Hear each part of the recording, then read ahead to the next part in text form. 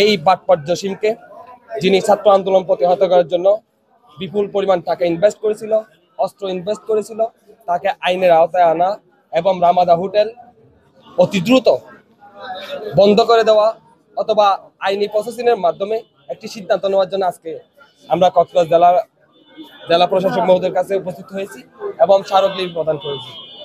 আমি আরেকটি কথা উল্লেখ করতে চাই, বৈষম্য বিরোধী ছাত্র আন্দোলনের পূর্ব থেকে স্বৈরাচার বিরোধী আন্দোলন চলমান ছিল দীর্ঘ 17 বছর।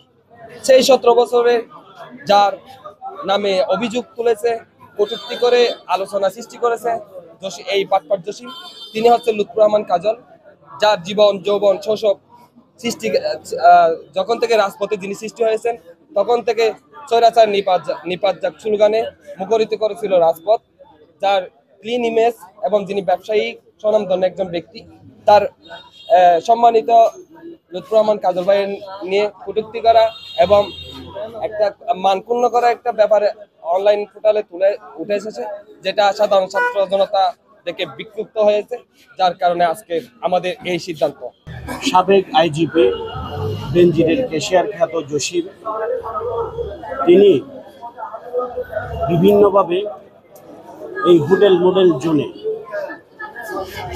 বিভিন্ন মানুষের প্লট, বিভিন্ন মানুষের হোটেল আওয়ামী লীগের প্রভাব খাটিয়ে দখল করেছেন আমরা জানতে পেরেছি এবং বিভিন্ন মানুষ আমাদেরকে অভিযোগ দিয়েছে। এরপরে হচ্ছে তিনি, আমরা দু একদিন আগে একটা অনলাইন ফোল্ডারে আমরা দেখেছি, বইপড় অনলাইন ফোল্ডার, এই নন্দিত জননেতা জনাব লুৎফর রহমান কাজল ভাইয়ের নামে একটা হেয় প্রতিপন্ন করার জন্য একটা অনলাইন নিউজ করেছে। আমরা তার তীব্র নিন্দা জানাচ্ছি। শুধু এটাই নয়, তিনি বিভিন্ন মানুষকে বিভিন্ন সময় হয়রানি করে আওয়ামী লীগের প্রভাব খাটিয়ে হয়রানি করে এসেছেন বলে আমরা জানি এবং আমরা বিভিন্ন মানুষ থেকে জানতে পেরেছি।